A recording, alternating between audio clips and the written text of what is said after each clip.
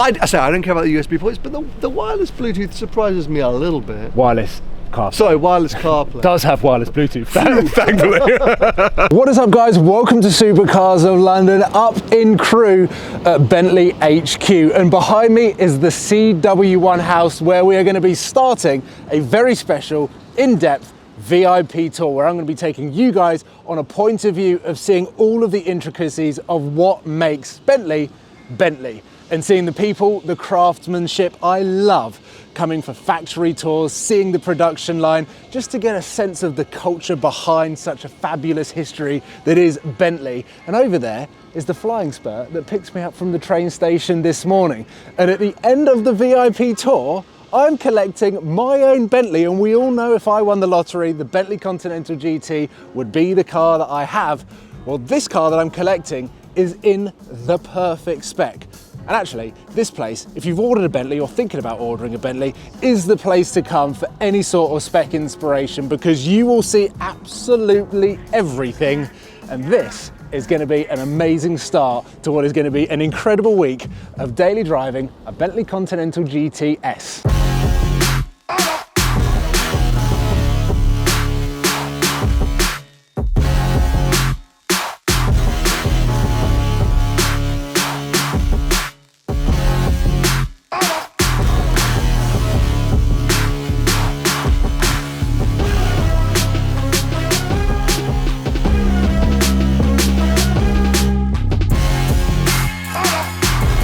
Walter Owen Bentley, a fast car, a good car, the best in its class. And that is exactly what I'm here to collect. What a beautiful showroom, the wonderful collection of cars, and my car for the next 10 days with Greg, who has been my chauffeur in Vancouver, my co-pilot through Scotland with the Bentayga hybrid. Greg, how's it going? I'm very good. I'm very excited because look at this beauty. Can you talk me through the spec, or at least just the paint? Tell me about the paint, because this is exactly what I actually wanted my Alfa Romeo to turn out like. So yeah, we've got the Alpine Green Continental GT S. Very nice spec. Sounds incredible. The nice S wheels in painted black. Style and specification you can see in the exterior. It is. You're going to enjoy this car. Absolutely stunning from every angle.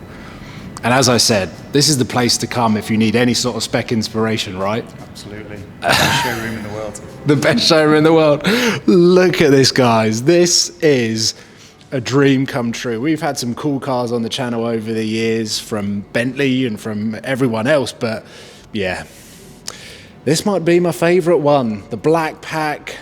Absolutely beautiful. So I might get you to do the honors of pulling it out. I want to hear this car. I want to see it on the road with the sunlight glistening off the paint. But let's do it. What a cool morning, Greg. Thank you so much. And what a way to end. And this, for me and you guys watching, is just the start. Now, we were just about to pull it out. The doors need to be open, but Greg opened the door and I've just fallen in love with the combination of tan, wood, black piano, and this almost Alcantara, a little bit of leather. The stitching is, I'm in love.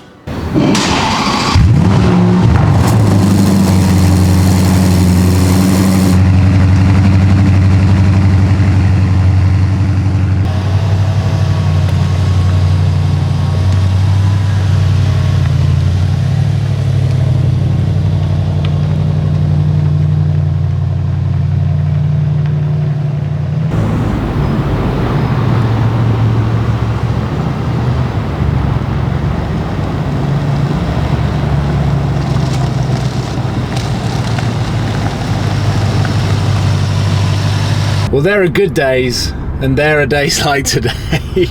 Golden hour in Crewe, a 3-hour drive home. I couldn't care less. I actually want to spend more time in this car, as much time as possible. I said in LA in January 2022, this is the best car in the world, and I now have it in the best spec in the world, and I'm just so happy to be back behind the wheel of this car. I've synced my phone up, I'm ready for the podcasts, and I don't think there is a greater interior or cabin or a place to spend the next 3 hours. It is just absolute bliss and that beautiful rumble from the V8 up front, it is going to be a lovely drive home. And this is just the end of day one. What a fantastic day to explore the Bentley factory. And now we move on to having this car and daily driving it, where I'm hopefully going to explore all of the corners of the Bentley Continental GT S. And well, I'm pretty sure you guys can agree that in terms of visually, this is one of the most beautiful cars there is. And yeah, as you can tell, I'm rather excited. I'm starting to think that it's the north of England that has the microclimate, because I'm now back in the south of England with the Bentley, and it is absolutely miserable. A classic winter's day. And today, I'm meeting up with a fellow Bentley enthusiast who I can already feel is near me, rustling around the leaves behind. Look at this! Oh, Sam! I was just walking around on my family's estate. Oh, of course. With a herd of deer in the background. By the way, this spec is fantastic. Oh, I know. So, wait, this is an S? this is a V8S. Okay. And it's got the new Bentley wheel. There we go. Yeah. Still not that clued up on what an S is, what an Azure is, what a Mulliner is. I was about to ask you. I mean, it's surely just the more powerful variant, right? Well, no, this hasn't got any more power. It doesn't have any more power? Nope. Carbon? No. I think it's a trim line, trim level. Okay, that's weird. Yeah. Have a look inside though, because this is something that... I mean, it's got wood. Yeah. Are you a fan? I love this. I don't know if I love... Actually, you know what? I don't know if I love the two-tone tan yeah. and black, but... Oh no, there's so I much thought black tan with the wood, but the wood doesn't quite match. Do you know what I mean? Yeah. Yeah, the wood isn't... I mean, I love wood. But it's not quite the right wood. Like, hey, I like it. I don't love it. We're nitpicking. We're nitpicking. Do you want me to nitpick some more? Because really, I love the Scarf. Feel free. You're not going to talk me down. No. We both love the Bentley Continental GT. And just before I collected this, we were actually lusting after the previous generation facelift. Yes. Yeah. 100%. Which have obviously depreciated to the point now, which is a rather more attractive proposition than this. I don't know what the spec. 200 and something. Yeah. 200 grand, Sam, for a first-class automobile that has the old USB ports. How about that for nitpicking? Oh yeah, that is, Nick, because you're one of those nerds who's like, I need the latest. I couldn't care less. Yeah. Like, I drive cars that don't have USB ports. So that is true. It doesn't make a huge difference, I'll be honest. I mean, I get what you're trying to say, like super luxe, top end, like it should have. Shall I tell you why I need a USB port on this car? Why? It doesn't have wireless Apple CarPlay. No, that does surprise me a little bit. Yeah. That does surprise me. And again, nitpicking, but if this is the ultimate GT car to live with, luxury, yeah. This is my problem because, as I will discuss, this is really the finest way of travelling in a car. So you expect the finest levels of luxury, right? Sure, and you would think that that would be quite an easy, like a software update. Hey, my R8 has USB-C ports now. It is not the hardest thing to install. Yeah, because I could get, Bentley could say, oh, well, the car came out in 2017?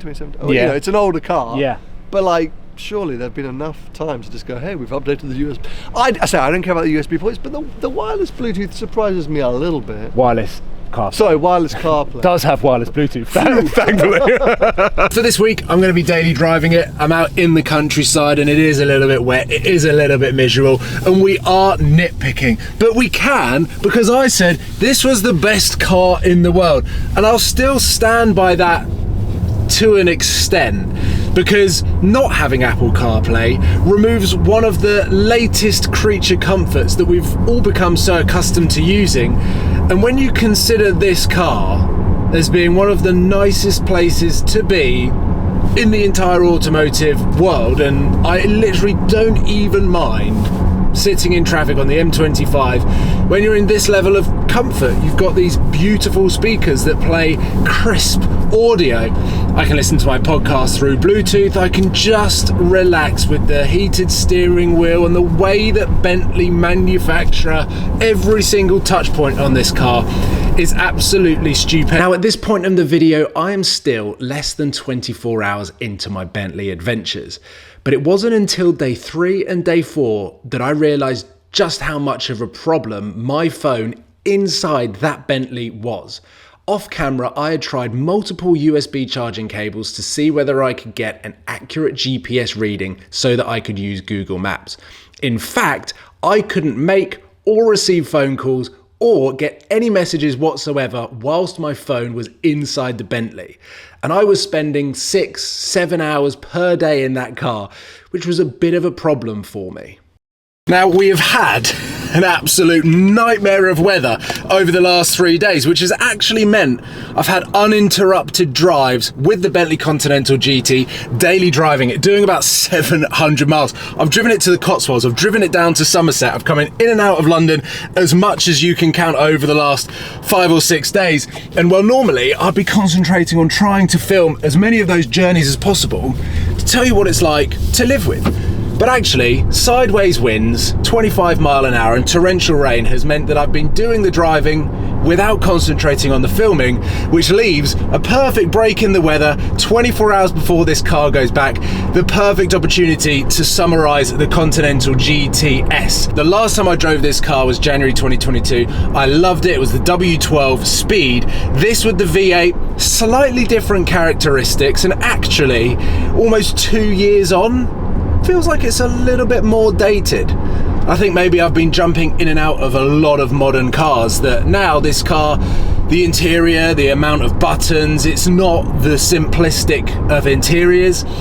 To me now it feels a little bit of a drawback. So Bentley have kind of got away with using this interior for the past 6 years on the Continental GT without actually making any changes, which is impressive, but coming into 2024, they're definitely going to need to change things up. However, the one thing that still remains so strong in this car is the way that it drives, the way that it makes you feel. When you park up and you look back, you're in such a stylish car. The attention you get is the right respect on the road.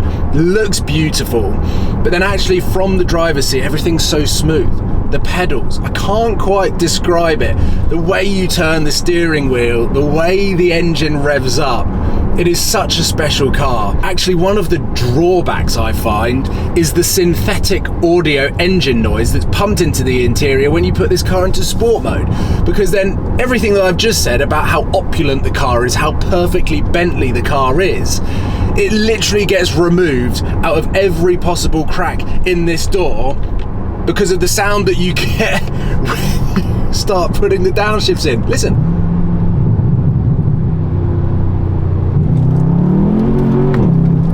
That's not too bad. It's on the overrun. You've got all of these pops and bangs that makes it feel like you've remapped a Bentley, which just feels wrong.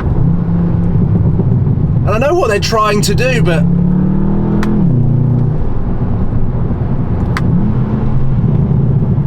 I just think they've missed the mark a little bit. Yes, it feels powerful, but does it feel Bentley? I don't know how many people are driving the Bentley with sport mode and in manual mode with the paddles, but it's not actually what's happening outside in the exhaust. It was only when Sam started to film the exterior of this car and we were doing some flybys that we actually realised that what comes out of the back is quite an aggressive tone, but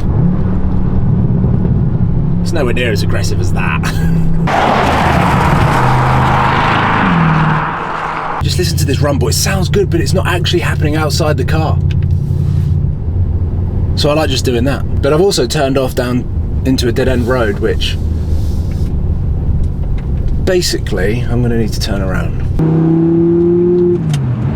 Talking of cars that you can't wait to get out of after sitting in an hour's worth of M25 traffic, dipping the clutch in and out.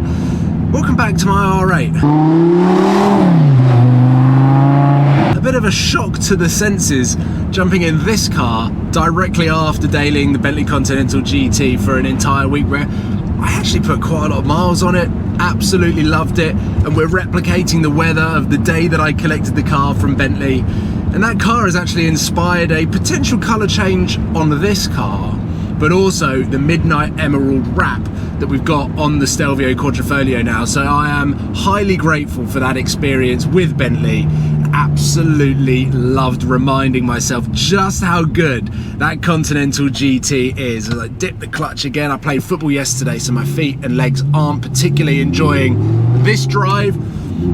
But what that Bentley does, how many boxes it ticks, and when you consider how many variations of special occasion cars there are, Bentley covers so many of them. And yes, there are faster cars, yes, there are more comfortable cars, there are probably more luxurious cars, but when you think what Bentley have captured in that one car and how successful it's been since its launch in 2003, 2004, the Continental GT still sits up there with one of my dream cars, and one day I will be rich enough to have one that I can use and enjoy without having to worry about the depreciation. But until that day comes, I will continue just immersing myself in Bentley for little weeks here and there where I can enjoy just how incredible those guys are up at Crewe at what they do.